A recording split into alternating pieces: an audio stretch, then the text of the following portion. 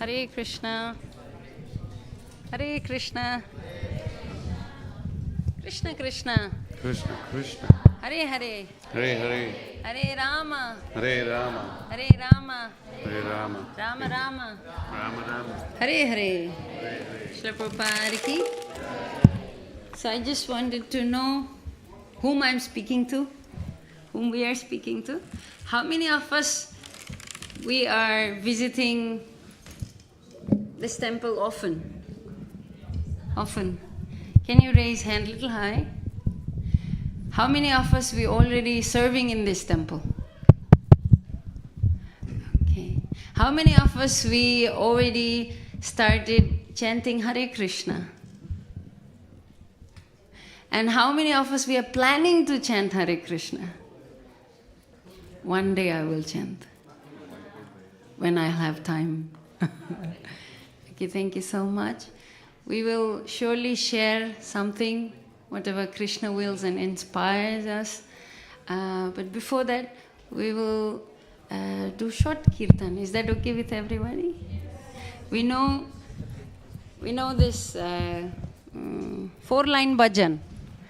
Jai Radha Madhava, Kunja Bihari, Gopi Jana Ballava, Girivaradhari, Yashoda Nandana, Vraja Jana Ranjana, Jamuna Tira, Vanachari.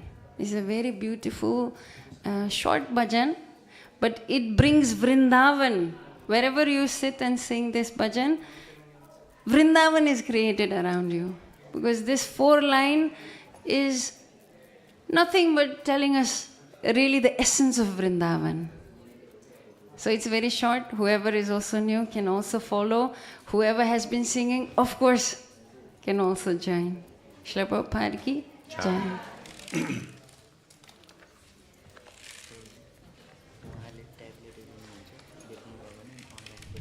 Jai Radha Madhava Kunja Bihari Gopi Jana Ballava Girivaradhari. Jai Radha Madhava Kunja Vihari Gopi Jana Ballava Girivaradhari. Jai Radha Madhava Kunja Bihari Gopi Jana Ballava Girivaradhari. Jai Radha Madhava Kunja Vihari Gopi Jana Vallava Girivaradhari. Yashoda Nandana Vraja Jana Ranjana. Yasoda Nandana Vraja Jana Ranjana. Yashoda Nandana Vraja Jana Ranjana. Yasoda Nandana Vraja Jana Ranjana. Yamuna Tira Vanachari. Yamuna Tira Vanachari.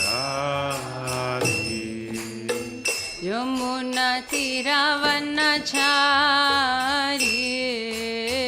Yamuna Tira Vanachari.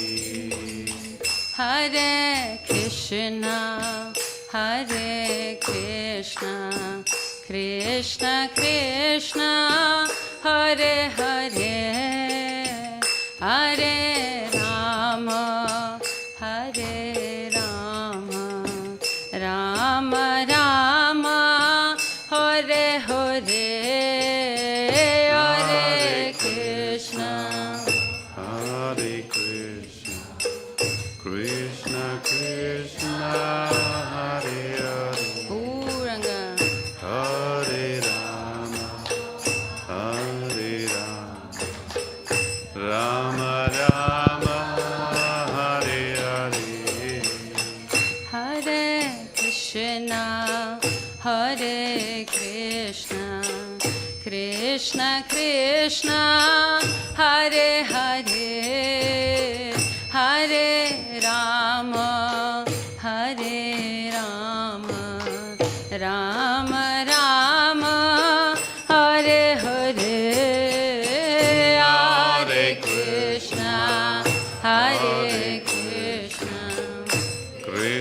Krishna, Hare Hare, Hare Rama, Hare Rama, Rama Rama, Hare Hare, Hare Krishna, Hare Krishna, Krishna Krishna, Hare Hare, Hare Rama, Hare Rama, Rama Rama, Hare Hare, Hare Krishna, Hare Krishna, Krishna Krishna, Hare Hare, Hare Rama, Hare Rama, Rama Rama, Hare Hare, Hare Krishna, Hare Krishna, Krishna Krishna, Hare Hare,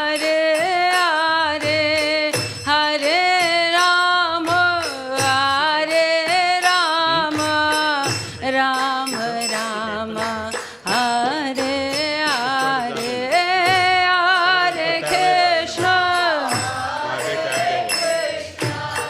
Krishna Krishna, Hare Hare, Hare Rama, Hare Rama, Rama Rama, Hare Hare, Hare Krishna, Krishna Krishna, Hare Hare, Hare Ram, Ram Ram, Hare Hare, Hare Krishna, Urangu,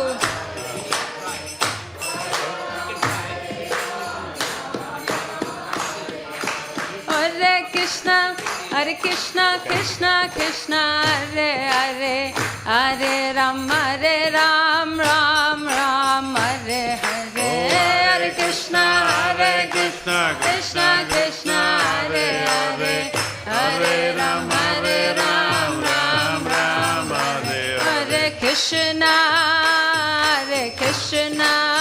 Krishna Krishna, Hare Hare, Hare Rama, Hare Rama, Rama Rama, Hare Hare, Hare Krishna, Gauranga, Hare Hare, Gauranga, Hare Rama, Hare Rama, Rama Rama, Hare Hare. Jayo Radha Gokula Nandan, Radha Gokula Nandan, Hare. Jaya Radha Gokula Nandan, Radha Gokula Nandan Radhe. Jayo Sita Ram, Jayo Sita Ram, Sita Ram, Jayo Lakshman Hanuman, Jayo Sita. Ram Jaya Sita Ram, Sita Ram Jaya Lakshman Hanuman. Nitai Gaura Hari Bo, Hari Bo, Hari Bol, Nitai Gaura Hari Bo. Nittai Gaura Haribo, Rio, Rio, Jaya Jaya Prabhupada, Prabhupada, Prabhupada, Jaya Jaya Prabhupada. Prabhupada, Prabhupada.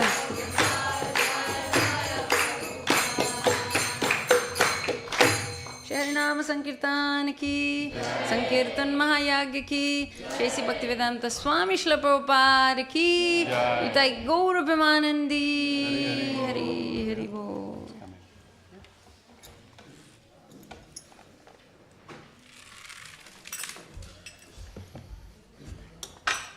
say something?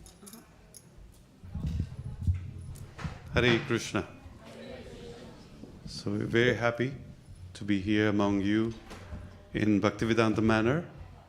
This temple holds a very special position among the ISKCON devotees like Srila Prabhupada.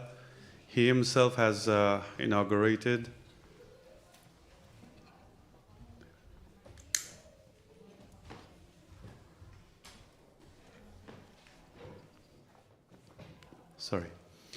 So Srila Prabhupada has himself done everything in this temple. So this temple means a lot to the ISKCON devotees. And since the day I joined ISKCON, that's almost like more than 20 years, we've been hearing about this temple, Bhaktivedanta Manor.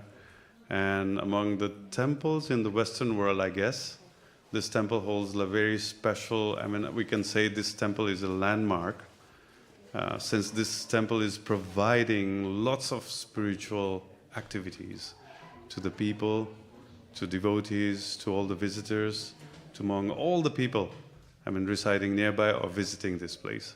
So it's our, we feel honored to be coming here and then talking about Krishna consciousness or some other processes, right? So we've been asked about what topic we should talk about, and then I was thinking about talking about bhakti from head to heart, right? So we have to understand what bhakti exactly is.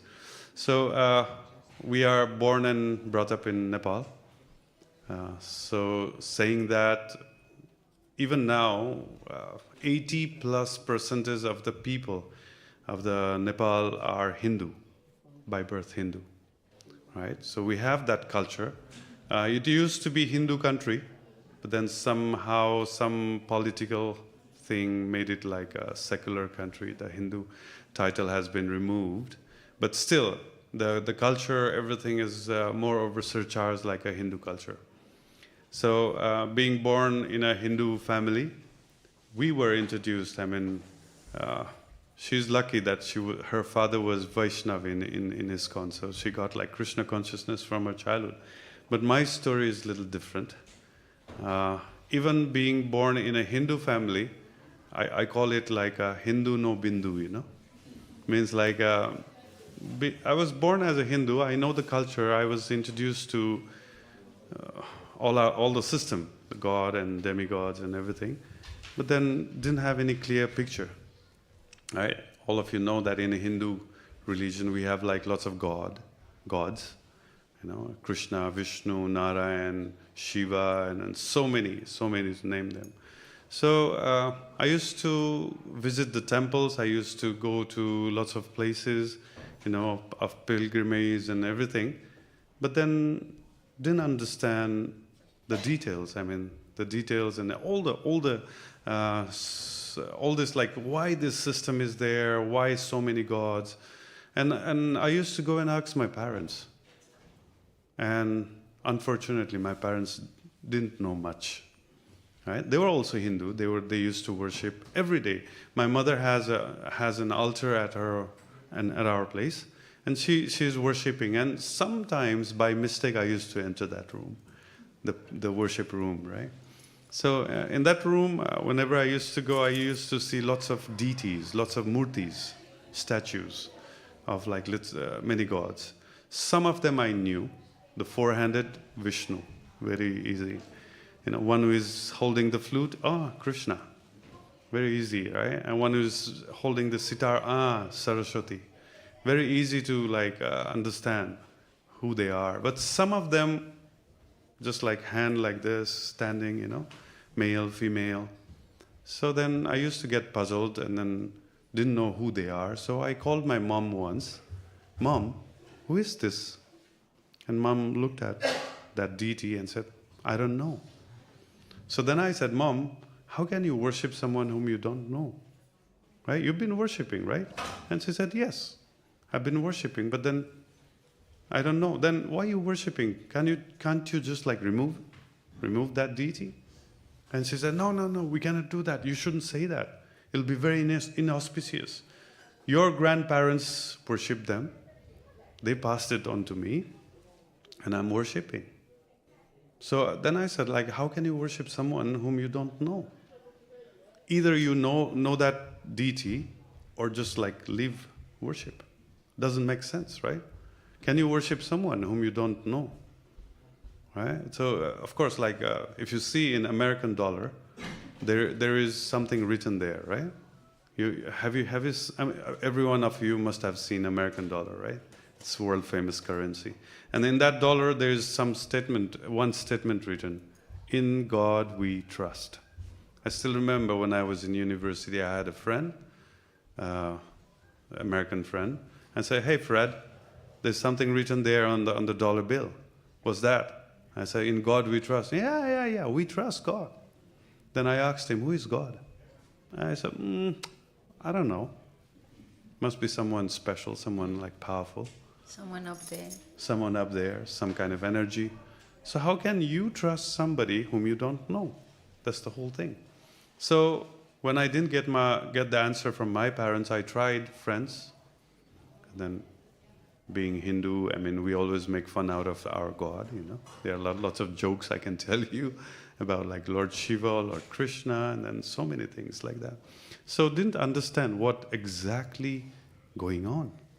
So at one point, also being educated in science, being an engineer, I decided there's no God. And all this God thing is man-made. You know, we are fearful. We didn't understand like so many things. There are so many things which is going on beyond our like capacity to understand. And whatever we don't understand, we call it God. So I thought like that. So then at one point I decided, I don't believe in God. Even though I'm Hindu, okay. I follow the rituals, putting tika and then going to temples and everything, but then I don't want to believe in God. That was my conclusion. So all my teenage and young ages, like, you know, I spent being an atheist, pakka atheist. That was easier. That made more sense in my life.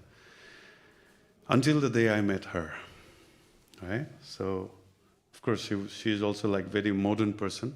I used to take her to the disco. We used to go and dance, drink and dance, and she used to take me to ISKCON temple. You know, what an exchange! You know, like it was a good exchange. But then, even though I used to go to ISKCON temple, we had like beautiful deities in Nepal, Radha Krishna, there's Jagannath, Baldev, Subhadra. I used to look at them and say, wow, what a beautiful deity. Who must have made it? You know, it's very difficult for me even to sketch on the paper with pen. And here's somebody like who's like on the marble using like chisel and hammer, you know, done this marvelous work. Must be great, like, I mean, skilled person. I used to think like that, but never believed in Krishna. No, never believed in God. Right? Then one day, I met Patri Prabhu. You know, Patri Prabhu recently visited here. After meeting him, you know, I started talking to him. Of course, like, that was my first time to see someone who is in white skin, who is a monk, you know, left everything, and a young guy, I mean, educated. And I was shocked. I mean, I've seen lots of like Nepali and Indian like sadhus, you know, I've seen from my childhood, but then white skin guy, you know, very rare. So after seeing him, I had two thoughts coming inside me. Either this guy is mad, crazy, has gone crazy, you know, like given up everything in life, or second thing, what this guy knows, which I don't know, right? Back there in Nepal, in India, like we'll follow whatever the Westerners do. You know, we'll dress up like them, we'll speak the same language. You know, we think the English is the best language. You know, later on came to know that Sanskrit is better. You know, like that. So when I saw that white-skinned guy becoming monk, you know, lots of things went inside me. So after talking to him, at one point he asked, "Have you read Bhagavad Gita?" Then kind of like ego problems started inside me, you know. Here's a foreign person, non-Hindu person coming to a Hindu guy and asking if I read Bhagavad Gita. And what the answer I had was, no. I've heard of the name, and I heard the name Bhagavad Gita. Never had chance to like go through it. And then I didn't want it to say no. Then I said, well, I'm still young, you know, when I get old, I'll read it. No, when I'll be retired from my work, and then when I don't have anything to do, I'll read it. And then he said, smilingly, he said, oh, that means you have not read it. Come on, We're living in 21st century. What good it will do to me? What relevance does it make even if I read it? Right? Will it help me to become rich? Will it help me to become happy? It's a nonsense book. Then at one point I said it's a rubbish book. I didn't want the conversation to go ahead. Then I said it's a rubbish book. Right? Rubbish means good enough to throw in the dustbin, right? So I said it's a rubbish book. Then he again smiled and said, you have not read it, how do you know it's a rubbish book?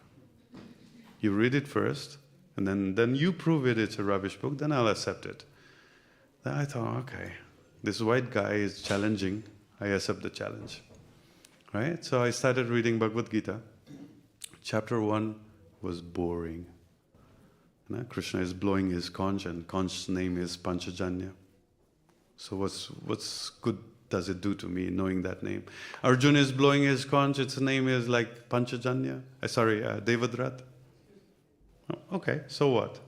Right? So I knew that it was like not a good book, not an interesting book.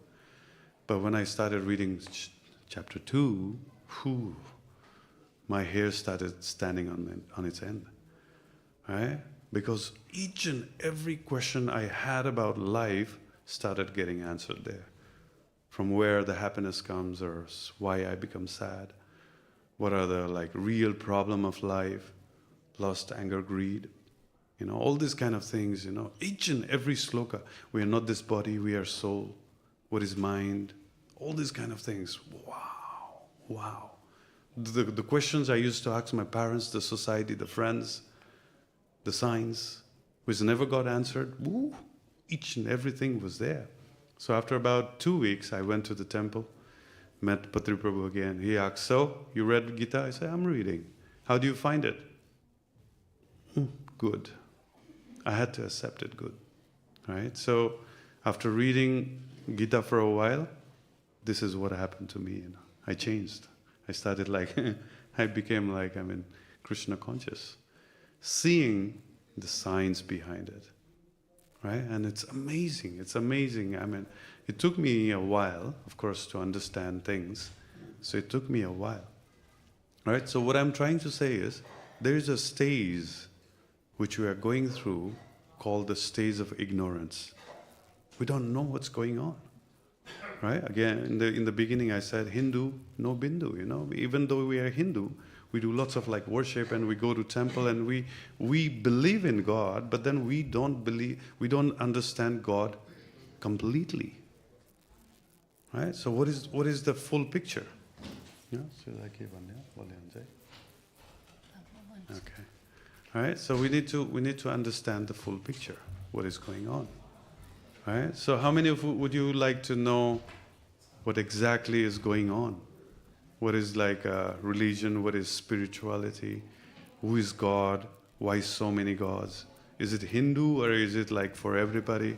How many of you would like to understand this or know it? Right? Okay.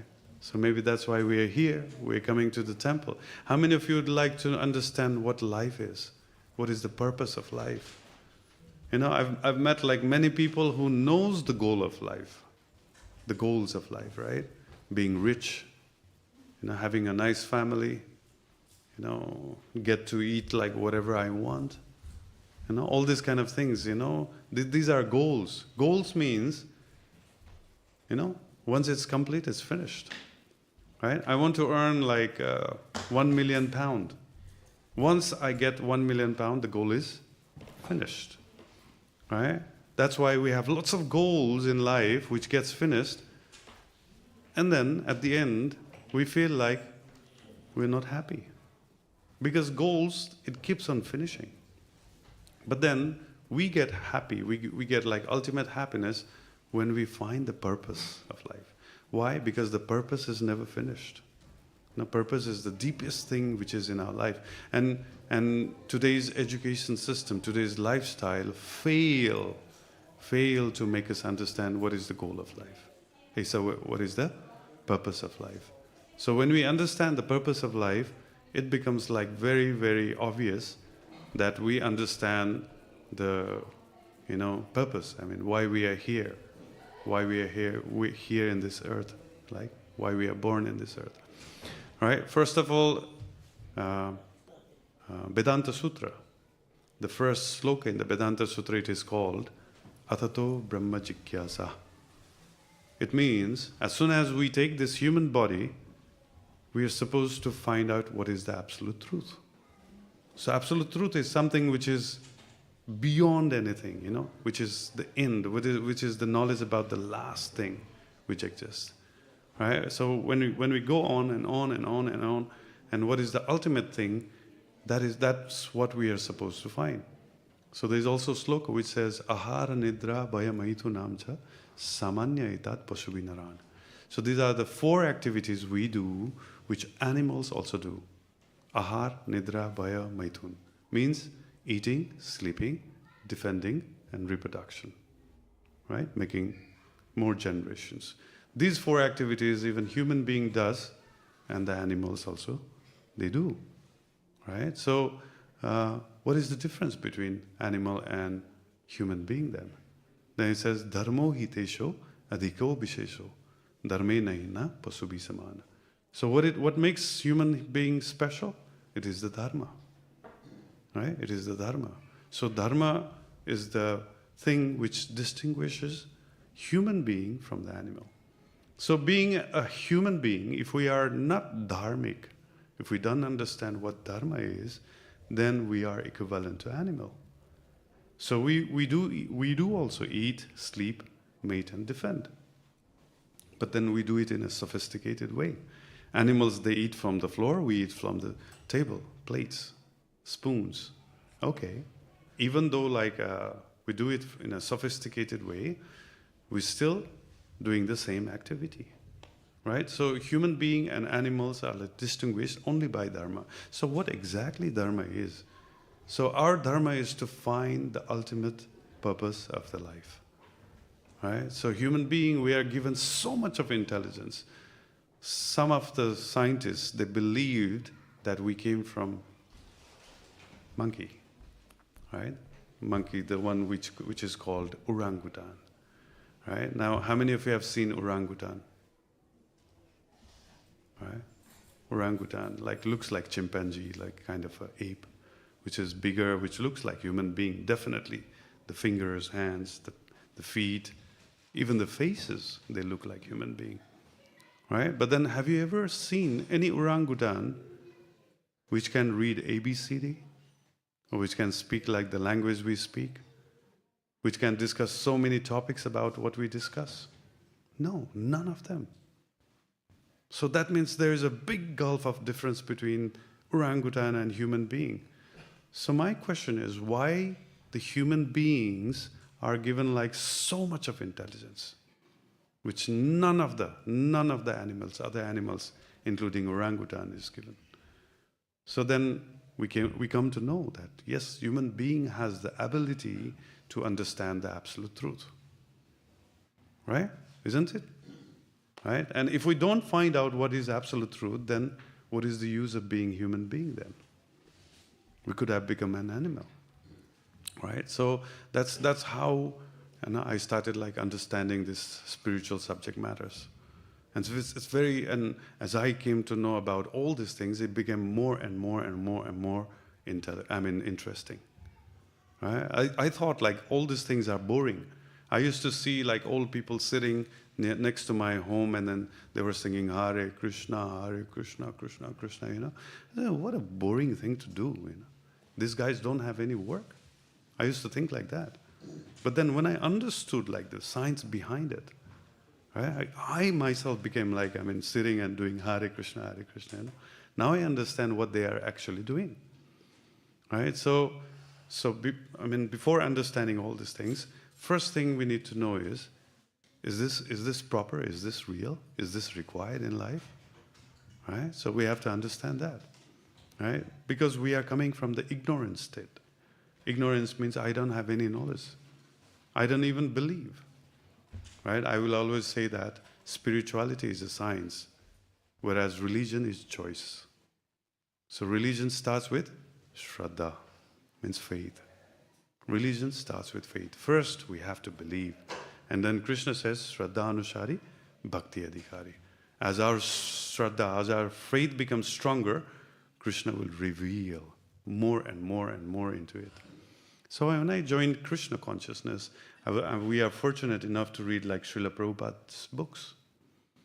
Then we hear this statement in ISKCON, very common. What is that?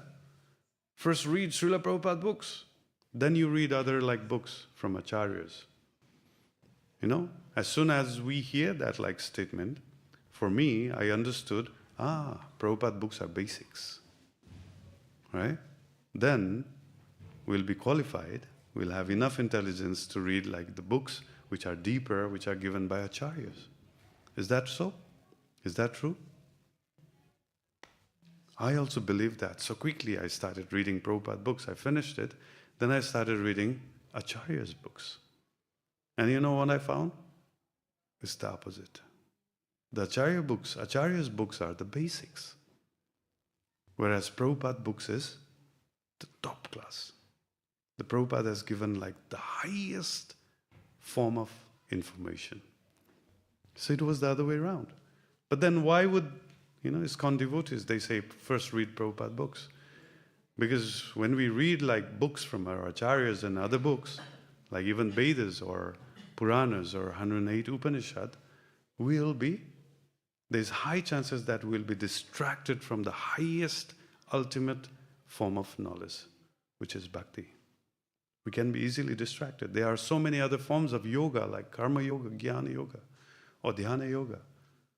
Right? I always had, like, my home is very near to the temple called Pashupatinath. That is one of the biggest temple of Lord Shiva. So it's just 10 minutes walk from there. So I used to go to that temple, right? And then see lots of like aesthetics, yogis, who is sitting there, of course, like a body with all these like ashes. And then most of the time they will be smoking marijuana, of course. And I used to see them, and then used to think like that, this guy's life is so wonderful. Maybe in future I'll become one like them. I used to think like that. Then somehow when I became young, teenage, I started being attracted to something called Kundalini Jagaran. Like raising your Kundalini and then, having some kind of mystic power and all these kind of things. I used to think like that. But then somehow, when I end up in bhakti denies all these kind of things, So as I told you, as I met like Patri Prabhu, one day I went to him and said, Patri Prabhu, actually I wanted to become a yogi. I want to learn like Kundalini Jagaran. And he said, no, you're not supposed to do that. Read Bhagavad Gita chapter 6, text 1 and 2. Prabhupada's purport, read it. So I sat down and read, and Prabhupada says, no, don't try to become like yogi. It is nonsense, it's useless. Become bhakta and then preach. So of course, like I believed Prabhupada, so I thought, okay, Prabhupada said, let me follow his style. So for many years, I was like practicing bhakti. Then again, one day, that same thing, of course, which is coming from the, young age, still came back, Oh, I want to learn something mystic. So again went to Patri Prabhu, I want to learn something like that, of Kundalini Jagaran. So I told Patri Prabhu, at least give me one opportunity to read the book, even though I'm not going to practice it. And I said, okay. So I found one book called Kundalini Jagaran, this practice. I read, all these 7 chakras, how like the negative, positive energy flows in the level of mind and all these kind of things, and how you can raise that Kundalini and raise this chakra going up and up and up, and then eventually bring that chakra to the Sahasra chakra. I was like so, wow, I was like so excited. I was so happy. Finally, I could read and find out what exactly it is. And then that writer, of course not devotee, at the end of the book, he writes in his conclusion that 2 ways you can raise your Kundalini means this chakra, you can raise the energy level. One by Kundalini Jagaran meditation, and second by Bhakti Yoga. So when we are doing Hare Krishna Mahamantra and practicing Bhakti Yoga, your Kundalini is automatically rising. So I closed the book, oh my God, I didn't know that Bhakti Yoga is so powerful. Of course, Srila Prabhupada again and again he says, right, Bhakti will give you all these kind of results as a byproduct. Right? Byproducts. So this is going on. Right. So, I'm going on like speaking. Go ahead. You can also take chance. Go ahead. Right. I'll So maybe I'll write and show you what is going on exactly. Like because most of the time, I found like people, mostly who are coming from Hindu background, we are messed up. We are confused. There's so many things. And many other religions, it's so simple. It's one thing to follow and then just go and get it. But in a Hindu religion, there are so many things, right? I would say who are like born and brought up not from Hindu background, you're lucky. You're luckier. Because when we are born and brought up in Hindu religion, we are confused. So many things. But those who are not coming from Hindu background, you're lucky because you can directly read Prabhupada's book and then become devotee. You don't have to worry about any other portion, which is like a kind of a long process, very long process. Okay? Till you prepare, I'll share something. Since Pati Prabhu was here, you must have met him. And of course, whoever from Nepal, you must have known him as Russian Guru. He speaks English, he speaks Bengali, he speaks Nepali, he speaks Hindi, of course Russian, Ukrainian, he is very fluent. So when he came to Nepal, he was like, because in Nepal there are so many wonderful places, spiritual places that you can, it really helps you to meditate. So he went to this special mountain, so just to see what people are doing there. And there are caves also, where these yogis, they meditate. Maybe even Nepalese, we don't know. But there are places where people, they go and they meditate. For years and years, they do that. So, Shadapati Prabhuji, he found this place. And one person was really meditating inside. And he used to go up and down many times to check when this guy will open his eyes, when he will be able to talk with this person. So finally, the day came when he went to the cave, that person happened to just come out of the cave after so many years. And he asked, "Excuse me, I've been seeing you meditating inside this cave since so long. Can you share something? What is the essence? Because I don't have time. I'm chanting Hare Krishna. I don't have time. Hare Krishna. I don't have that much time that I will be able to do what you are doing, but I really want to know what you have achieved." And that person, Padma said, he just said one word. He said, "Hari Bol!" And he just went away. And then Padma thought, Hari Bol? And Srila Prabhupada has been mentioning Hari Bol, Hare Krishna in every pages of his books. So why we have to go inside this cave and stay for years and years and, wasted energy, wasted time? Whereas Prabhupada so easily gave us this process of Bhakti Yoga. We could just chant Hare Krishna, Hari Bol every day. If all these years you are doing, meditating just to understand, the essence of all what you are doing is Hari Bol. So this is what Prabhuji is also going to explain. So, how many of you... Hare Krishna, okay. How many of you have heard of Maslow's hierarchy of needs? At least studied, for the sake of passing the exam, right? So he says there is a pyramid, right? There is a pyramid of needs.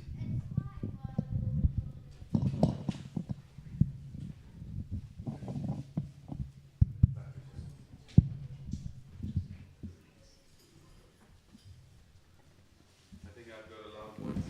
Yeah, we can hear you. Okay, I think it's better. So there's a pyramid of...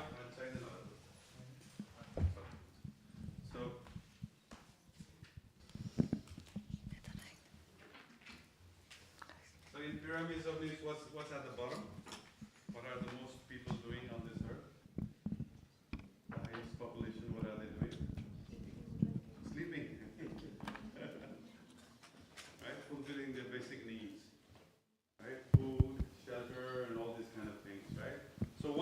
need is fulfilled, then next level people would come. Online. It's online. Oh, okay. So the next level people, they are like fulfilling, the next need comes is what? He says? Security. Right? They want to feel secure, they'll build a house and then walls, right? Good walls makes good neighbors, all these kind of things. And when that also is fulfilled, what is the next thing he says? Yeah? He says like a relationship. Right? People will start making relationships, friends, family, and then they want to like propagate, they become more and more. Right? And then even this is fulfilled, then he says esteem. Right? He wants to name, fame, then social service, and lots of like expansions, right? And then finally, when everything is fulfilled, then he comes to the situation of self-actualization. Then he starts like questioning, who am I, what is the purpose of life, and all these kind of things. And this exactly happens to an actor called Jim Carrey. How many of you know him, Jim Carrey?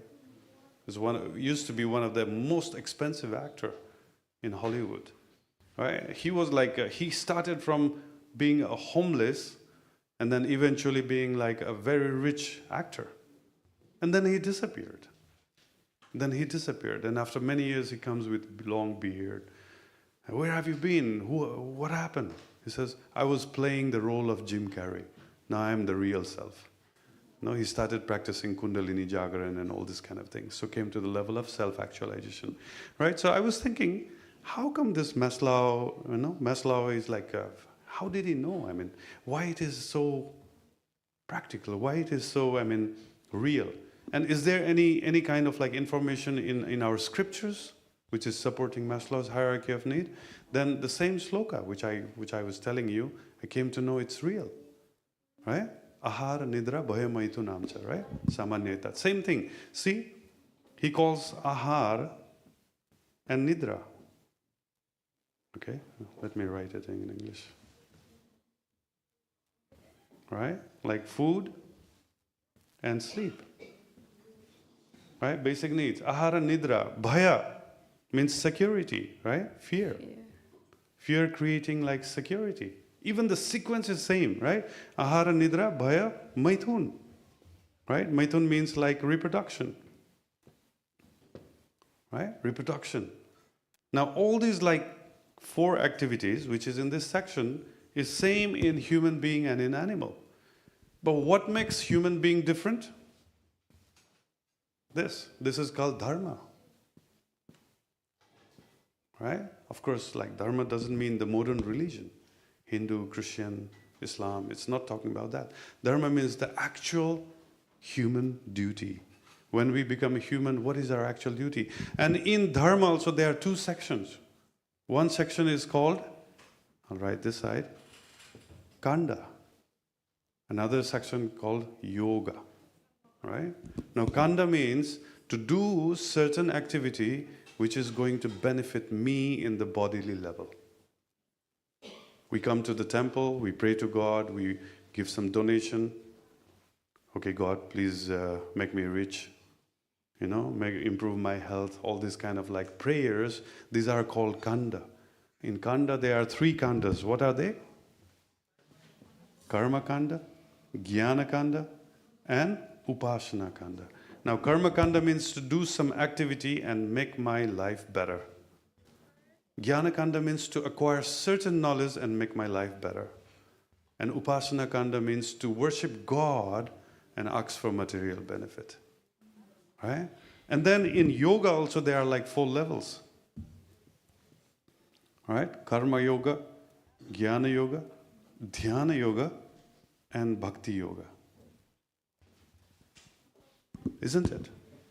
Right? So karma yoga means to do the action and to renounce the result. Right? I don't want the result. Jnana kanda means, jnana yoga means, if I don't want the result, why should I even act? So give up the action and be situated in knowledge. Dhyana yoga means, if I don't want the result, If I'm not going to take any action, why should I even think? So let me not think about anything, blank. Let me meditate and think, just feel the breathing, that's all. Right? That's Dhyana Yoga. And Bhakti Yoga is completely different. Bhakti Yoga means now to completely surrender everything to the God. Connect everything to the God.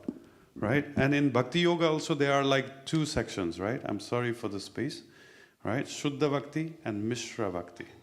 Mishra Bhakti means the Bhakti which is mixed with other activities like Jnana, Dhyana and Karma. And Shuddha Bhakti means the pure love of Godhead. Now can you imagine, can you see in this like pyramid where all these like standing? Like Bhakti is the tip of self-actualization. Right? No wonder so many years I've been practicing Bhakti and I started giving lectures in Bhakti. Many people, they didn't understand. They didn't like it. They couldn't understand. Right? So why? Because we are talking about the tip.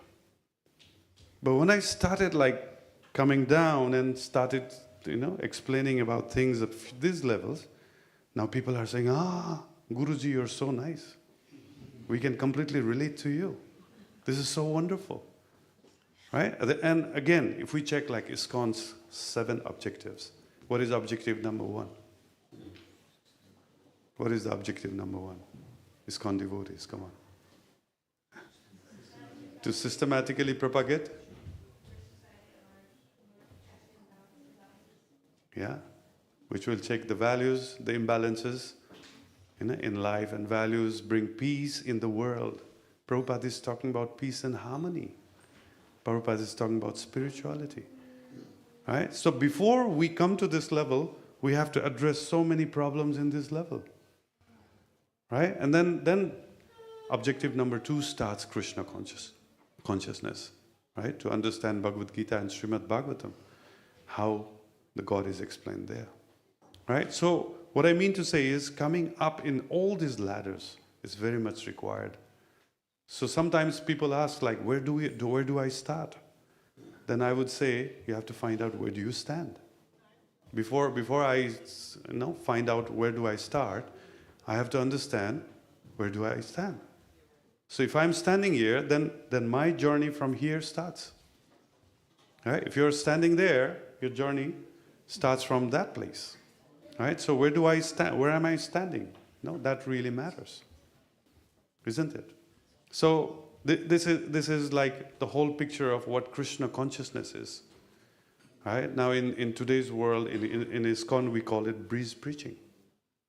Now preaching, when we talk about like all Krishna Leela and everything, it is the tip. It is the tip. Now even in Bhakti, when I say like there are 2 sections, we start Bhakti with Mishra Bhakti. Now what is Mishra Bhakti? If you read Bhagavad Gita, which shloka is defining Mishra Bhakti? Yat karoshi, yadasnashi, yajjohosi dadasiyat, yat tapasyasi kaunteya, tat kurushva madarpanam. Right? Krishna is saying whatever you do, whatever you eat, whatever you go, whatever you make an austerity for, tapasya, you do it for me. That's where the bhakti starts. Oh, I want to eat an apple. Who wants to eat the apple? Me. Let me offer to Krishna. Krishna, eat. Because I want. Right? Because I want. Who wants? I want. Krishna says, I don't want apple. No, you have to eat because I want to eat. That's Mishra Bhakti. But then Shuddha Bhakti means, Krishna, I want to eat apple. What do you want to eat? I think I'll eat grapes. Okay, forget about the apple. Let's offer the grapes and then eat grapes. That's Shuddha Bhakti. Right? So it sounds like very simple. No, it sounds like very simple. I thought it's very simple. Just like there's a moment before, like we were talking to, Prabhuji here. And then we were talking about Shuddha Bhakti. Bhakti means very simple. To do according to Krishna. Rupa Goswami, he defines bhakti by saying, Anya vilasita sunyam, jnana karma dhyanabritam, anukulena krishnanu silanam bhakti uttama. Right? He says like, Anyavilasita siddham means all the material activities becomes, all the desire becomes zero. Right? And then jnana karma dhyanavritam means all these things becomes nullified. Means my bhakti is not surcharged with karma, jnana or other things. Right? And then the third thing is very important. It says anukulena Krishna. Means it has to be in favor to Krishna. It has to be in favor to Krishna. Right? And anusilana means like following the footsteps of the acharyas. That's what like Rupa Goswami explains, right? So as I went on, right? So I'll wipe this up. Janjaya? This is what, permanent?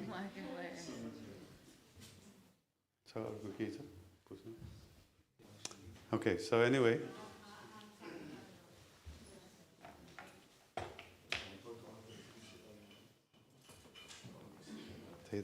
Permanent.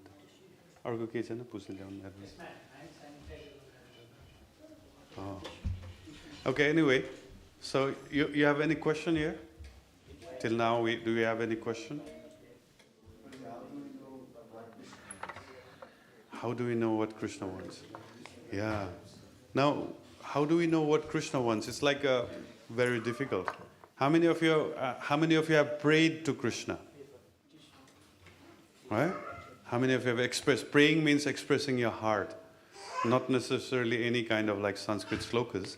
If you can do it, it's like wonderful. But then, when you go and express to Krishna, is he listening to you?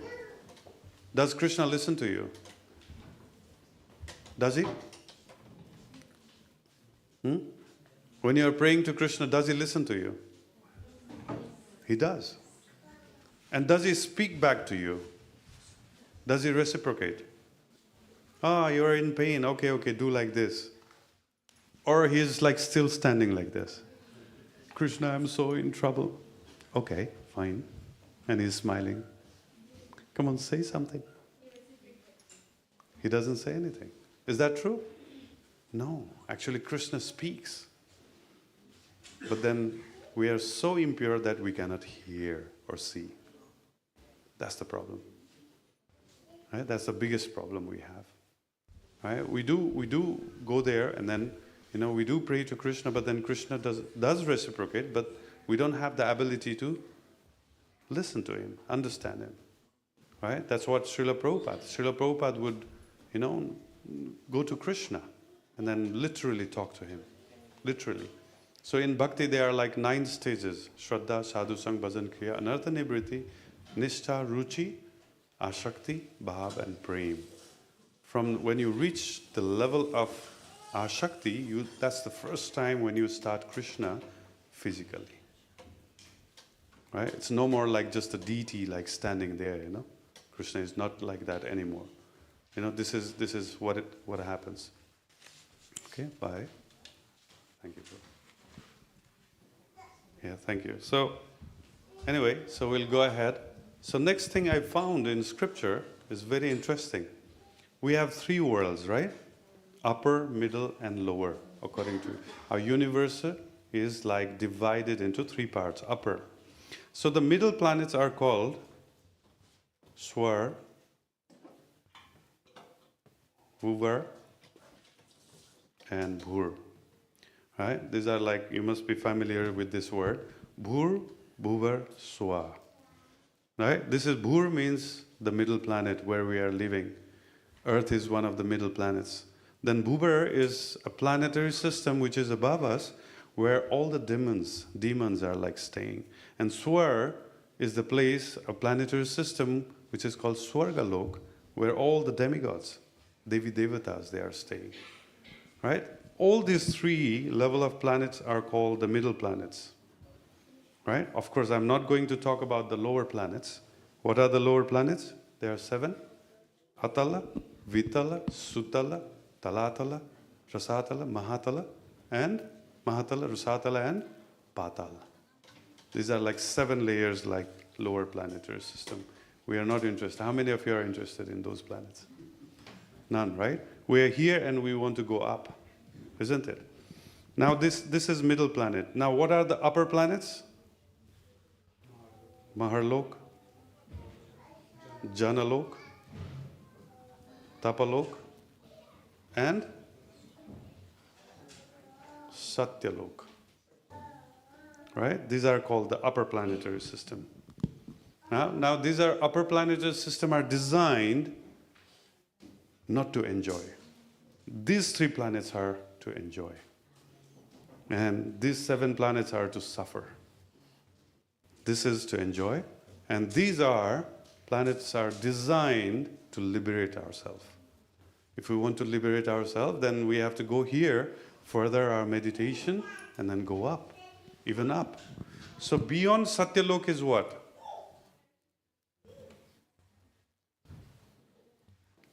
So Vaikuntha Lok. Right? And one of the portion of Vaikuntha Lok is, there's like what? This is called Kailash. Right? How many of you have heard this name, Kailash? Kailash is Vaikuntha planets. Who is the boss there? Lord Shiva. But then it's in the middle. The half portion is spiritual and the half portion is material. Right? We are not going to go into details, all this kind of stuff. And there are like millions and trillions of Vaikuntha planets.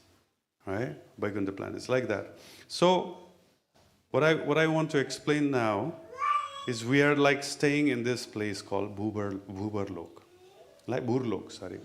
Now, Burlok is the middle planet, Earth planet. Now, when we are in this planet, most of us, we are grihasthas, right? Family people. Now, when we are family people and then we are like engaged in pious activities. Now, pious activities means worshiping God for my benefit, like helping others, doing good to others. When we are like people like this, then we are promoted to Swargalok. So, when we do good pious activities, we go to the Swargalok to enjoy even more. Like Lord Indra. Right? So Lord Indra is enjoying Swargalok by doing what? What is Indra doing there? He's drinking somras and watching the dance of Apsaras. Yeah, there's no headache. Unless and until there's like Hiranyakashipu or some kind of demon comes.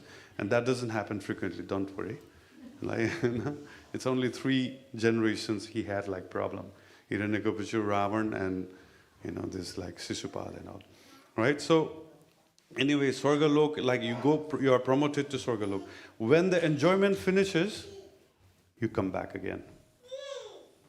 Right? Now, if you are like little more better, like if you do like pious activities and you are detached, means you are doing karma yoga, then you are promoted to Maharlok. Now, if you go to Maharlok, you can do lots of like spiritual activities. Now in Maharlok, there are like lots of Rishi Munis sitting there and trying to practice bhakti. Right? And then similarly, in Janalok, there is like Bhrigu Muni. Right? Bhrigu Muni is practicing even more better form of bhakti. And in Tapalok, there are like 4 Kumaras. This led by 4 Kumaras. They are trying to understand God by meditation, by tapa. And in Satyalok, there is Brahma, right? You understand the, existence in even more higher level, right? So in this way, we are promoted here. And most of us, we go to these upper planets, live a life of like no suffering. And then if we are fortunate enough, we'll go to Kailash or Vaikuntha planets. If not, again, we come down to Purlok. Right? So all these like circles, like going up, right, and coming down. This is happening. This is going on in the name of practicing Dharma, religion. Right? Are you getting me? Right? My parents didn't explain me all these things. They have no clue. Right? Even the Purohit who used to come and do some puja, I asked him. He doesn't know all these things. Right? But then when I understood, like reading Prabhupada books, then checking in Shastra, like Ved and Puranas. Wow. Wow, this makes sense. So many things, right? In Bhur, this is our planet. We know who is the ruler here, who is trying to rule. In Bhuvarlok, they are like demons. Swargalok, Indradev, Maharlok, they are Rishi Munis. Janalok, I said like Bhrigu Muni. Tapalok, 4 Kumaras. Satyalok, Brahmaji. Right? And in Vaikuntha Loks, so many different avatars of Lord Vishnu. And who is the head? Who is the head in Vaikuntha Lok? Narayan. Narayan is the head. Oh, now all these names coming, Narayan. And what about Vishnu then? Vishnu is someone who is in this world. Right? Now we need to understand who exactly God is. Now, you understand all these things? Right? Then the next thing we have to understand is the hierarchy of God. Gods, we can say.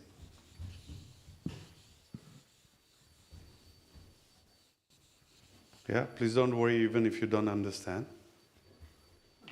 Yeah, just try to, get it. And if you have questions, we can discuss later, right? Now, if you see the hierarchy of God, starts from Lord Shri Krishna, right? Now, one Brahmin came to Chaitanya Mahaprabhu and says, Chaitanya Mahaprabhu, I want to know about Krishna from you. And then Chaitanya Mahaprabhu himself is Krishna. So when Krishna has to explain about himself, it's boring, isn't it? That's why Bhagavad Gita, when Krishna started explaining, it finished in 700 slokas. But Srimad Bhagavatam, devotees start talking about God. That's why there are 18,000 slokas. Means you get more details when you ask with devotees. So Chaitanya Mahaprabhu said, better than me, go to Ramananda Rai, my devotee. He will explain you better. Of course, it's a long story. Cut it short. The Brahman asks, excuse me, Ramananda Rai, I want to know about Krishna. Who am I to tell you about Krishna? No, Chaitanya Mahaprabhu said, go and ask. Oh, if Chaitanya Mahaprabhu said, I will try to explain. So then he asks, Ramananda Raya says to the Brahman, which Krishna you want to know about? And the Brahman says, what? What do you mean, which Krishna? How many Krishnas are there? Right? And then the Ramananda Raya says, many Krishnas. Among which, the Nandananda, the Shyama Sundar, right, who is in Goloka Vrindavan, is the original one.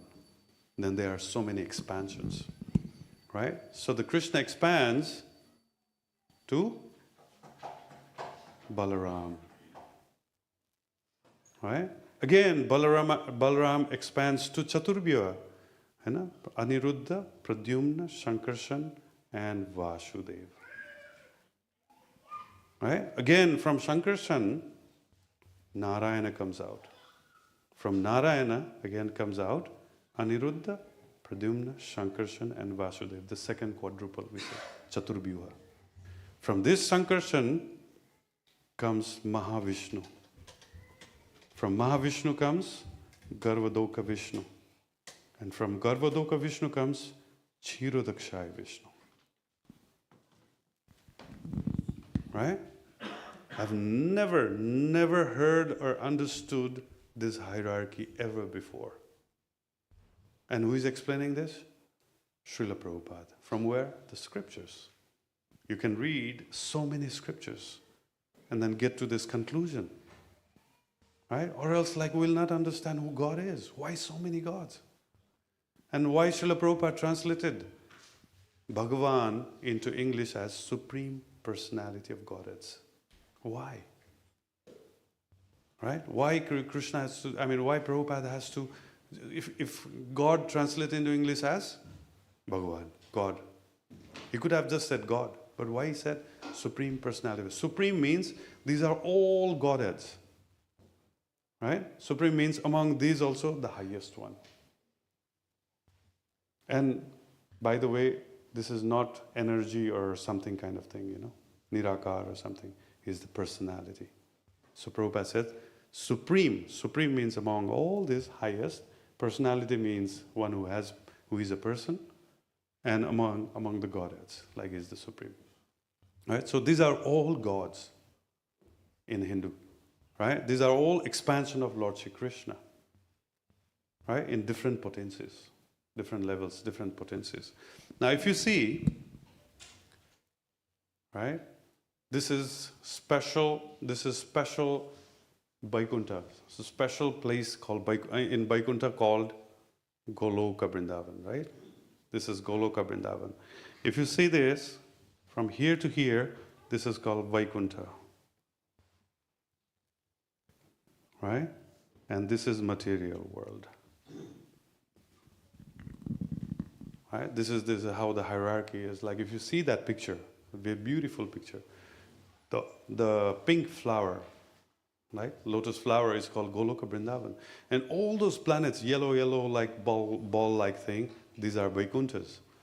And if you see that blue thing where Vishnu is lying down, that's where the material world starts. The one Vishnu is like lying down with his eyes closed is Mahavishnu. Then if you see the smaller like bubble there is one of the universes. There like Vishnu is lying down on the Seshnag. That is Garvadokshaya Vishnu. Then Chirodakshaya Vishnu is the expansion as Paramatma, the localized form. Very well, of course, I'm not like discussing more detail about them, but this is the hierarchy. Right? Now we need to understand. Now, another subject matter which we need to understand in Hindu religion is Lord Shiva. Where does he stand? Who is he?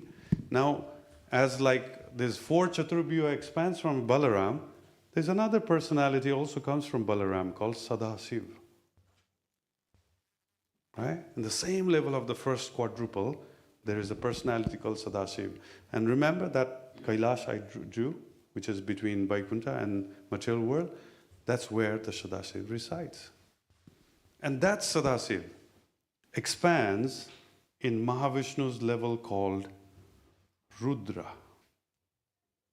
Right? And again, Rudra expands in the level of Chirodakshaya Vishnu called Sambhu. Right? Now, Sadasiv, if you read the description of Sadasiv, he doesn't wear the skin of tiger or like animals. He doesn't put on like ashes on his body. He doesn't have snakes around his neck. He's like very clean person, the most handsome person in the creation. It is explained like that. There are like 6 whole pages of like description how Lord Shiva, Sadashiva looks like. And his very, very fair complexion, very fair curve, silky hair, right? Very handsome, riding on a bull, Nandi. Very clean, white Nandi. He's riding on that. And he's not an angry person. He's like very peaceful, happy person.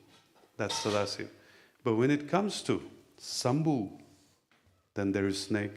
There's like a skin of an animal, always angry, ready to destroy everything.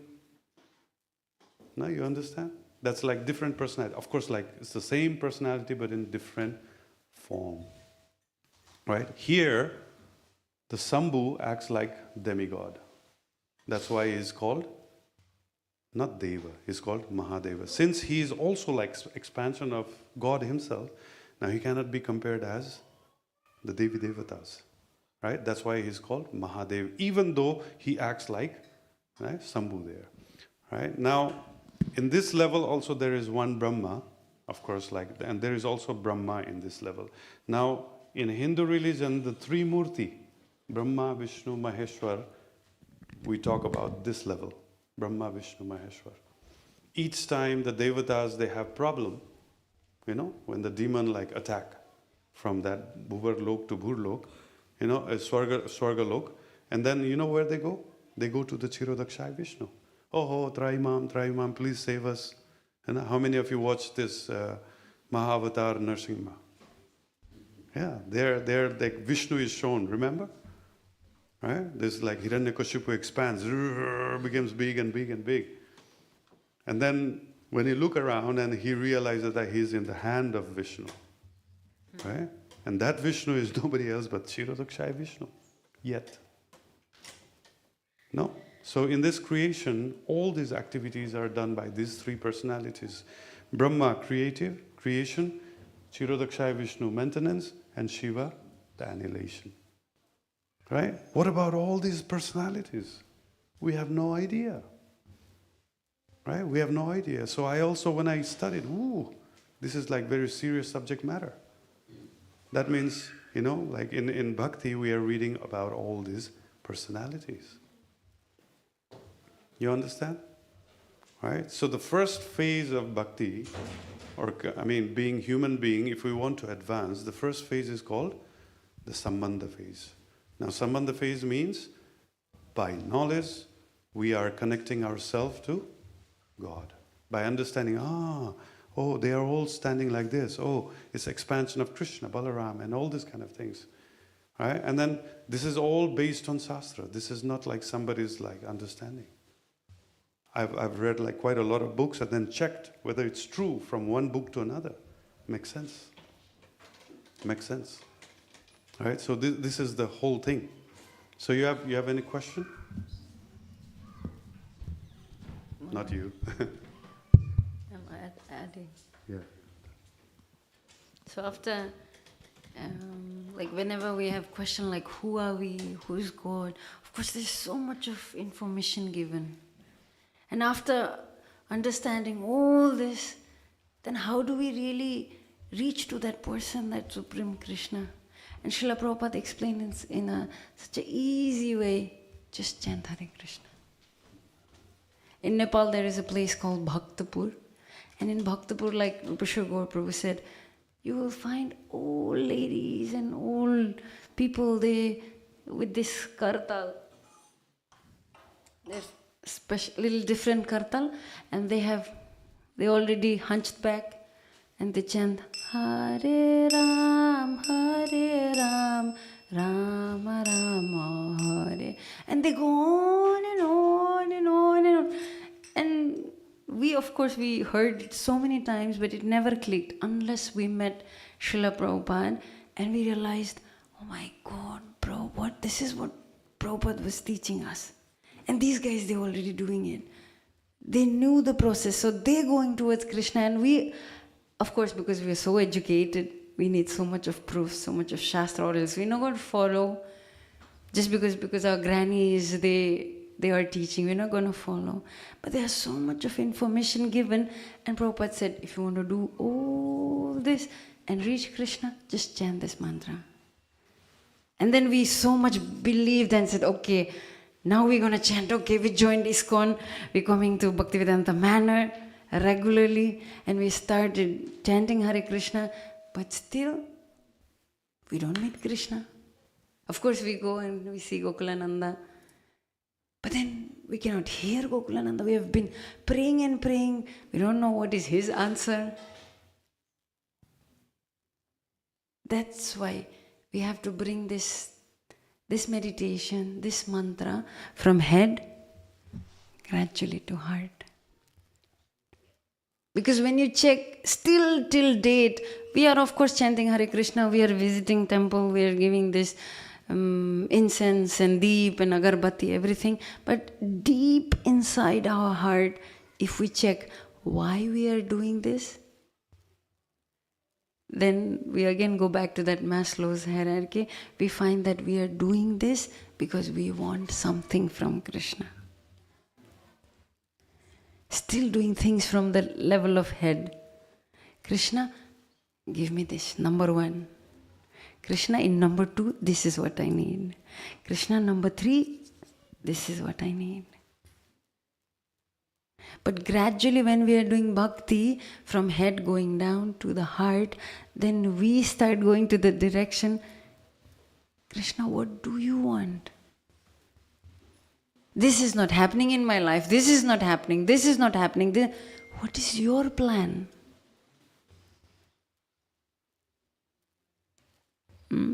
So when we gradually go from this level to this level, then it starts to reveal. Then things start to reveal in our life that what actually Krishna wants, what is Krishna's plan for us. So just coming to the temple is of course so super, so nice, joined Krishna consciousness, we're putting tilak. In Nepal now it has become fashion to put tilak. Before, People used to ask, what is this? When we were studying in Thailand, my friends, they used to ask, what is this? And I didn't know how to explain to these Thai people, what is this? And then after meditating a lot, praying to Krishna, then all of a sudden I got the answer, this is my tattoo. And my friend says, tattoo? Wow, what tattoo is that? This is a tattoo for the students of Bhakti Yoga student, Whoever is studying Bhakti Yoga, this is the sign that we are the students of Bhakti Yoga. Oh, so that's a tattoo for Bhakti Yoga. And later my friends, they were so used to with my tattoo that sometimes, because I'm running here and there and because of the sweat, if my tattoo is removed, they will remind me, hey Sucharu, today no tattoo?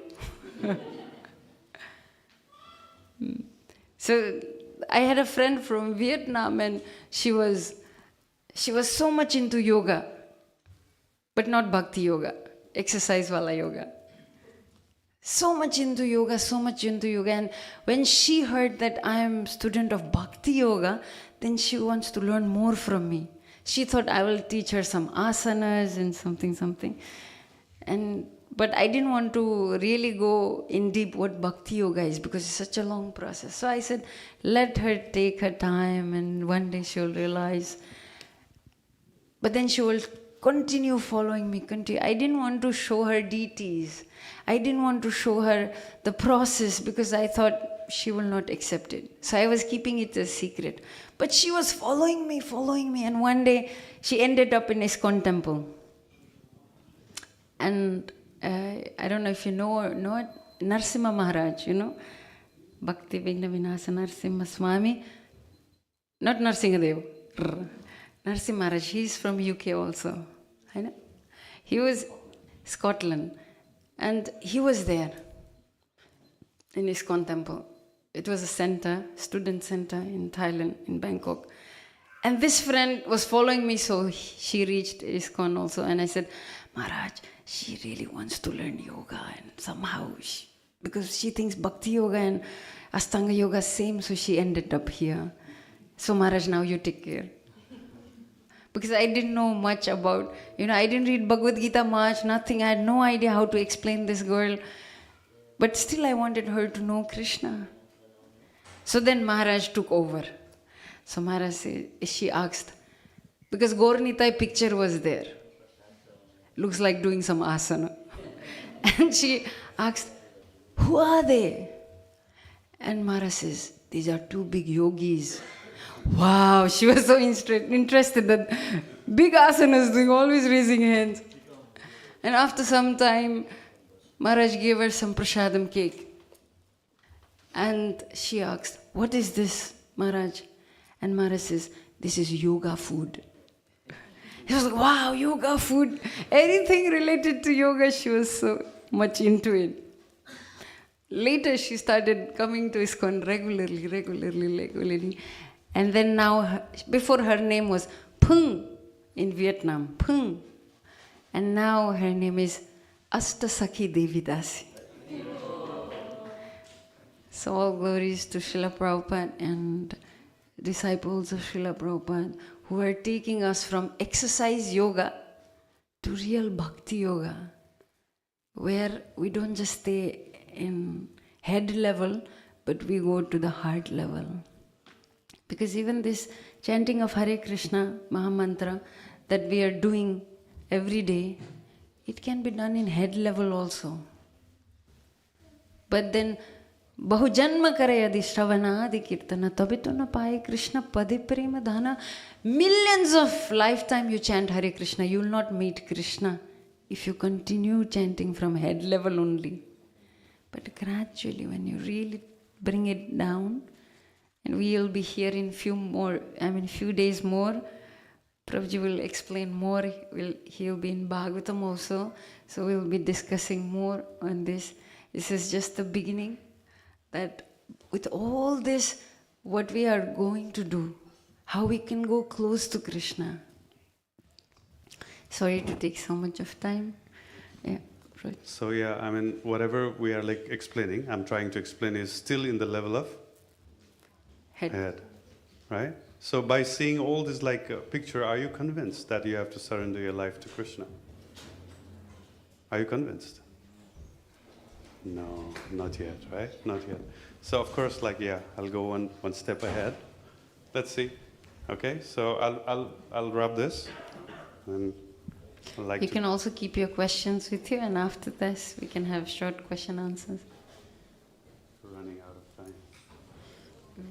Okay, so understanding all these things, what next I understood is like, okay, I'm not interested in any other form. I really want to go to the ultimate form, right?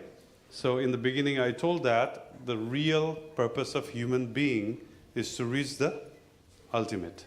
And what is the ultimate? According to scripture, is Krishna is the ultimate. So my question was how to reach Krishna? How to reach Krishna? So by bhakti, we can reach Krishna. The answer is by bhakti. So when I started like studying about bhakti, I found so many things in bhakti. So much of detail. And it's coming from Brihad Bhagavatamrit, like Sanatana Goswami explains, right?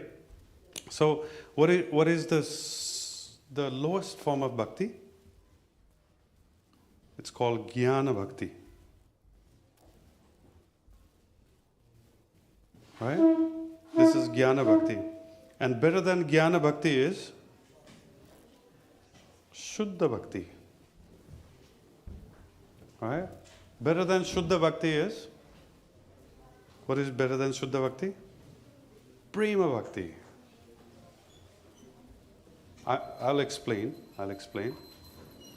Shri Shri Radha Kuklananda ki jai. Sitaram Lakshmana Hanuman ki jai. Shri Shri Gaur Nitai ki jai.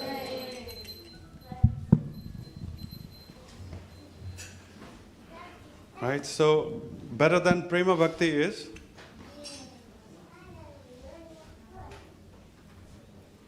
Prema Para Bhakti. And better than Prema Para Bhakti is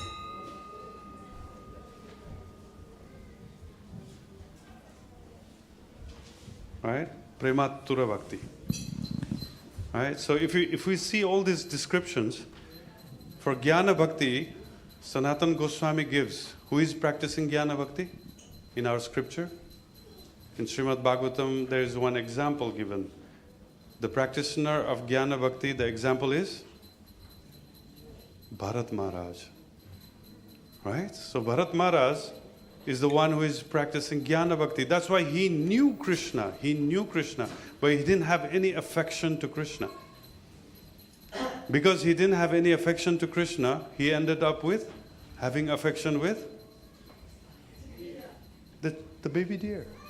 So when the baby deer came, such a cute baby dude, let me feed like some milk to this baby deer, right? So because he didn't have like affection, he only had knowledge. Right? Of course, like he got like second chance, right? And when he became deer next life, he realized, oh my God, what have I done? You know, with all this like knowledge, effort, I've become deer. So I want to become Pakka devotee. Then next life he becomes Jada Bharat and he practices Shuddha Bhakti. Now Shuddha Bhakti's example is given. Sanatana Goswami gives example of Shuddha Bhakta as Ambarish Maharaj. Now Ambarish Maharaj practiced all 9 forms of bhakti, Narvada Bhakti. Right? This what is that? Shravanam, Kirtanam, Smaranam, all these like 9 forms of bhakti he's practicing. That's why he's entitled to become Shuddha Bhakta. Who is the example? Who is the example I said? Ambarish Maharaj. Can you imagine? Ambarish Maharaj.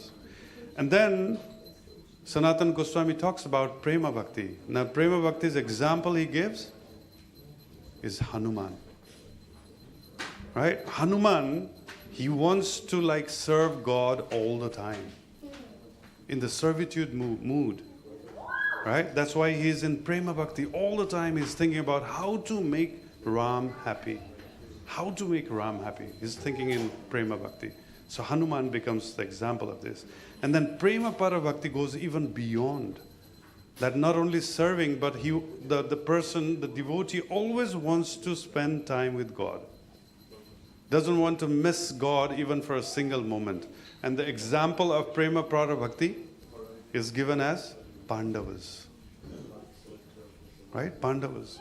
And even better than Prema Para Bhakti is Prema Tura Bhakti. Right? And Prema Tura Bhakti means now you start having all different symptoms. Serving God. You start having bhav and all these kind of things. Now, who is the example of Prema Tura Bhakti? Huh? I also thought gopis. But then the example is Uddhavas, Yadavas. Oh my God. Then where are the gopis then? Right? He explained all these things as 4.5 devotee. Why 4? This is one, this is one, this is one, this is one, and this one is half bhakta. Jnana bhakta. Right? What I'm trying to say is, we come to ISKCON, and actually we don't know what bhakti is. Right? We even don't know what Srila Prabhupada is giving us. Srila Prabhupada is not giving us like any of these forms. Srila Prabhupada has given us something beyond this. Right? Something beyond this. Now can you imagine? Right? Pandavas in this level. Where did the Pandava go? After they finished their life, where did they go? To Vaikuntha. That Krishna who was like supporting Pandavas is not the original Krishna. Not the Nandanandan. He is the Vasudev Krishna. Right? How many of you have read Bhagavad Gita? Bhagavad Gita is supposed to give you what? Mukti or Bhakti? Right? Bhakti or Mukti? What Krishna says at the end? Sarva dharman parityajya mamekam sharanam braja. Right?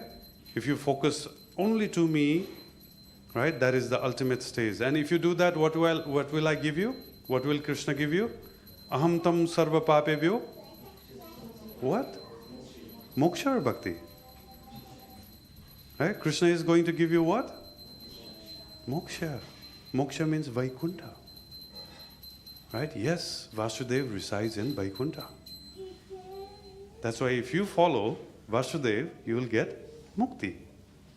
Right? Sayujya Mukti, Sarupya, Sayujya, Samipya and Sarsti. These 4 Mukti will give you Vaikuntha planets. Pandavas got Vaikuntha. Uddhavas got Vaikuntha. Which Vaikuntha? Dwarka, Mathura is still Vaikuntha. Can you imagine? I mean, I was like shocked when I understood what Prabhupada has given. It's shocking. Very, very shocking. We have not understood Prabhupada, seriously. We are boiling down. We are like diluting what Srila Prabhupada is giving us in the name of Dharma. Right? This is amazing. So something beyond this, these are all 4.5 levels which is going to take you to Vaikuntha. And Prabhupada gives you the formula which is going to give you Goloka Vrindavan. All those gopis we are saying, they reside in Goloka Vrindavan. Now all these things are asked by Uttara to his son Parikshit Maharaj. Parikshit, I'm thinking about all these devotees and I could feel they are not same as gopis. If they are going to Vaikuntha, where are the gopis? Then Parikshit Maharaj says, yes, mother, you are right. There is a special place called Goloka Vrindavan. Right? Goloka Vrindavan. Yes or no? Now, how many of you want to go to Goloka Vrindavan? Right? Okay, I'm going to rub this. And take you to Goloka. And take you only to Goloka. I'm not going to rub Goloka. If you're interested to go to Goloka, now Prabhupada is telling you, no, like Sucharu said, Bahu Janma Krayedi Shravanadi Kirtan, right? Many lifetime we can do Hare Krishna and still we cannot go to Goloka Vrindavan. But how to go to Goloka Vrindavan? Very simple, right? Now if this is Goloka Vrindavan, of course this is not like that. That is Goloka Vrindavan with this like lotus-like flower and all these kind of things. There is one small portion in Goloka Vrindavan called Navadvip. Have you heard this? We have heard about Navadvip in India, in Bengal, West Bengal. But then there, in Goloka Vrindavan, there is a place called Navadvip.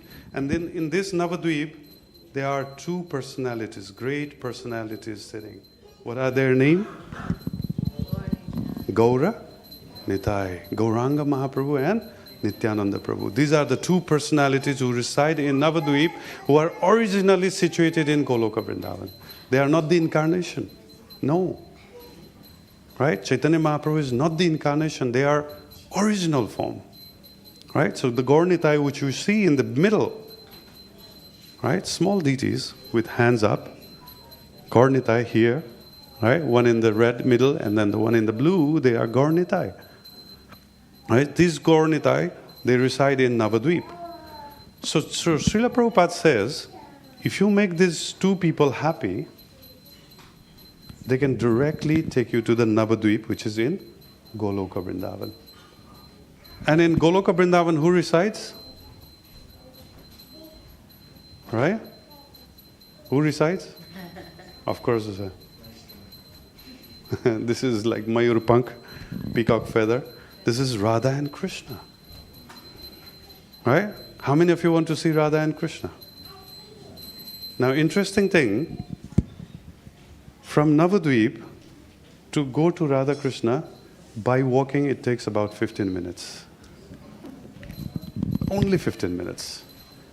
Now, Srila Prabhupada is always talking about, I know the back door. Because the front door, you saw the front door? Jnana, Bhakti, and all these kind of things, right? Can you imagine you have to go beyond Hanuman, beyond Pandavas, beyond like Uddhavas, if you want to go here. Right? Not easy. Then Prabhupada says, no. These two personalities, if you want to go there, make them happy. And they will take you to Navadvip, which is just 15 minutes away from Goloka Vrindavan. Very easy, very simple. Right? And then how to make these two personalities happy?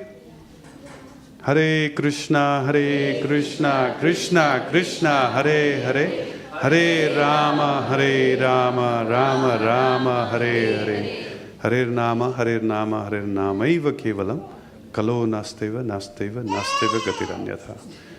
And then if you want to know even more detail how to make these two personalities happy, you have to read Chaitanya Charitamrita. Now Chaitanya Charitamrita is the book which is going to show you how to exactly make them happy, go here, and then eventually go to Goloka Vrindavan. Right? And then not by understanding all the things which I explained, or even more, fasting on Ekadasi and this, Mangalarti, so many things, we have 4 regular.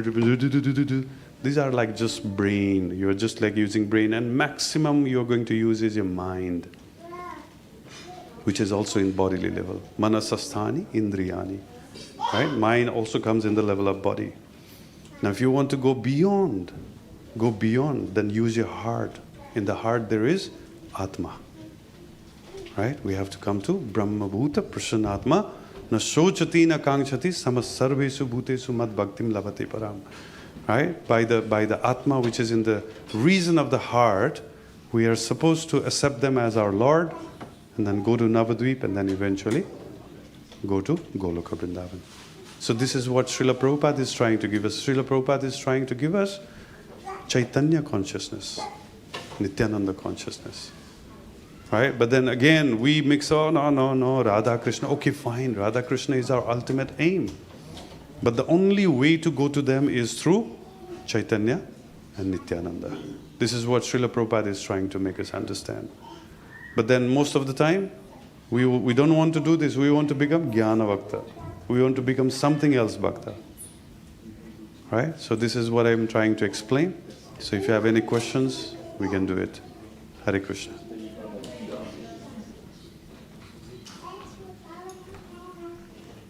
Okay? So if any... Who wants to ask? Not easy.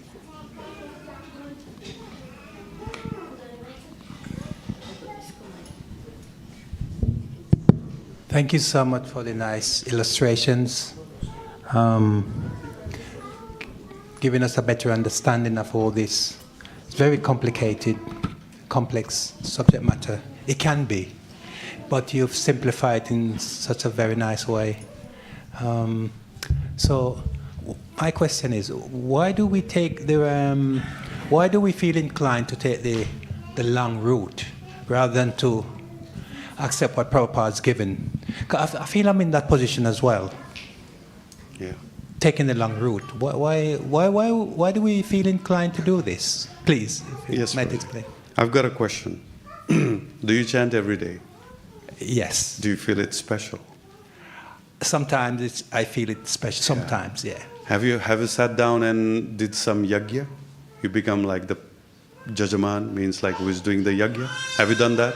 I've never done directly the yagya. No. Directly yagya. Or any kind of like ritualistic activities? Yeah. Do you feel purified at that moment? Yeah. Which time do you feel more special? While you are chanting every day, or when you do these like occasional things? I must admit, can I just inject something to that? Yes, please. When I'm dancing kirtan, I feel especially that alive. You're lucky. Because that's part of what Chaitanya Mahaprabhu said, is the process. Yeah, so what I'm trying to say is like there are so many activities, sometimes like ritual activities, which are not as powerful as chanting and dancing, of course. Right? But then we become attracted to that. Oh Prabhu, I did yagya today, I'm so purified. We made like Narsingadev happy and this and that. You know, okay, that's nice. We are getting purified. We are like doing so much of like religious activities. But then more powerful than that is chanting and dancing the holy name for the pleasure of the Lord, not for my pleasure. If I do it for my pleasure, sometimes we do kirtan, Prabhu, faster, faster. And then we like go like mad dancing. And then after the chanting, we say, Prabhu, today we had fun, huh? Now if you say we had fun, and we don't care about Krishna, how Krishna felt, then that's useless, right? So I've read like this book, I think it's Gopal Champu or some other one, which describes Krishna likes singing in different mood and different timing, right? Based on Krishna's mood about singing, there is something called rag came out. Raga means mood. Right? Mood with intense love of Krishna. That's called rag. And there are 16 different types of rag Krishna likes. In the morning, there is certain kind of mood Krishna has. In the evening, there is certain kind of mood Krishna has. In the morning, the mood is called, right, Bhairav rag. The singing, the melody, the scale of Bhairav rag is the mood which Krishna likes. In the evening, Krishna likes the rag called Yaman rag. The Yaman rag has certain scale and then melody and everything, right? That gives Krishna a certain kind of mood. And of course, based on that mood, we are singing. But who cares? Bum, bum, bum, bum, bum. And these days I can hear like so many like Hare Krishna Maha Mantra based on the movie songs, right? By hearing, we'll remember our boyfriend and girlfriend, you know. What is the use? So what I'm trying to say is, if you are chanting and dancing for the pleasure of the Lord, yes, you're going to get bhakti. Bhakti is that easy. You just have to go in front of Krishna and says, I surrender you to Krishna. How many of you have like done Ekadasi fasting? Right? We do Ekadasi fasting, isn't it? On Ekadasi, we don't eat annas, rice, dal. We don't eat, right? Now, is it very difficult? Is it very difficult? It is very difficult. You go out to the world. Go out to the world and tell people who are eating meat and then rice and all on the day of Ekadasi, hey, what are you doing? Don't eat rice today. Don't eat meat today. What will they say? If I don't eat, I'll die. Yes or no? Yes. You try. Try with your friends and family and then other people. Try that. Right? Not eating rice on Ekadasi is a very, very difficult thing. But then the problem is, we think, every Ekadasi I'm doing, everyone is doing, all the devotees are doing. No, Baba. It's a very difficult thing. What I'm trying to say is, you don't eat rice. You have done such an austerity. Now, to make that thing bhakti, all you have to do is go in front of the deity and say, hey, Gokulanand, I could have eaten rice. I could have eaten so many nonsense today on Ekadasi. But today is your special day, Ekadasi. You like Ekadasi so much. See, I didn't eat rice for you. I could have, isn't it? So I didn't eat rice for you. So please, can you give me some mercy? We have to go and tell Krishna. How many of we go and tell Krishna after every Ekadasi we fast? We don't. That's the problem. See, Janmashtami is coming. We do so much of service in Janmashtami, sleepless nights, right? How many of us, we go to Krishna and say, Krishna, see, I could have slept. And then just come on the day of Janmashtami, Hari Bol, I could have done that. But I have so many sleepless nights serving you. Can you please give me mercy? How many of us, we go and talk to Krishna like that? We don't. Right? We don't have affection for Krishna. We don't have any practice which we feel, or which we make Krishna feel that, yes, we're trying to give our heart to Krishna. We don't do that. So everything becomes mechanical. Brain. Oh, I have to do Ekadasi, no fasting, no anna, no this. That's why things are not happening. So Prabhupada said, Bhakti is so simple. Bhakti is so simple. Just go to Krishna and say, Krishna, see, I did this to you, for you. That's simple. But we don't do it. Right? Isn't it? It's so simple. Just like, many times we depend on our parents, friends, family. She's my wife. If she doesn't cook, then I become hungry. So many times I flatter her, I make her happy. Right? I give all the possible, facilities she needs so that she can serve me, right? But then we fail to do the same with Krishna. Isn't it? Yes or no? It's so simple. It's simple. As simple as I try to make her happy, it's the same thing I try to make Krishna happy. That's bhakti. So simple. But then I can do for her, not to Krishna. Right? The day we start doing for Krishna, feeling that, whatever you dance, you could have danced in discos. But then no, you chose to dance in Hare Krishna Mahamantra. Then you have to say, Krishna, see, I'm dancing for you. In Hare Krishna Mahamantra, not in any other song. So can you please give me Kripa Kataksha? Glance, little bit of mercy, that's enough. Thank you. Such a beautiful question, Prabhuji. I got realization, meditating on your question, that it's human. I think every one of us, we have this belief that we cannot get big things easily. Isn't it? Every one of us. We cannot just achieve great thing like this. It's not possible. We have to work hard for that. Is it? We all feel like that. But when that big thing comes like that to us, then of course we feel like maybe we have to not touch our nose like this, but like this. Go the harder process. But here comes, how is it possible like this? How we get Krishna, how easily we get Krishna? Because of these two in Navadip, because of these two. Paramo Koruna Bahudui Jana Nitai Gora Chandra. Because of these two people, if we can remind ourselves. I was just meditating in your question. I really felt so wonderful. Yes, we want to do it hard way. Why? Because we don't realize this mercy of these two boys. But when we realize the mercy of these two boys, why not? It's possible. Because they're giving it, they're making it available. They're saying, just chant holy name and you'll reach Krishna. So if we can remind ourselves, because of these two boys it's possible, then maybe easily also we will take it seriously. Hare Krishna. So maybe this will be the last question, because we are running Prabhuji, out do of we time. have time to ask questions? Finish. You can have private questions afterwards. Okay. So we'll end the program now, and then if you have any questions, maybe we can sit separate, and then we'll try to answer. Okay, thank you very much. Srila Prabhupada ki Jai. Shri Shri Radha Gokulanand ki jai. Shri Shri Sitaram Lakshman Hanuman ki jai. Shri Shri Gaur Nitai ki jai. Nitai Gaur Premanande Hari Hari Bol. Thank you. Jai. Hare Krishna. Thank you very much. Before you stand up, we would like to express our thanks and gratitude, ending with one last Hare Krishna Mahamantra.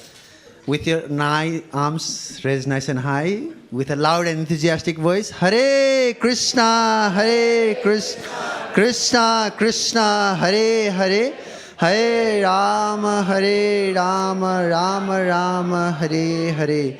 I hope you can take something from this lecture, something that you can resonate with yourself, something that you can put your devotion and bhakti from your head to the heart. Thank you very much for coming to this evening.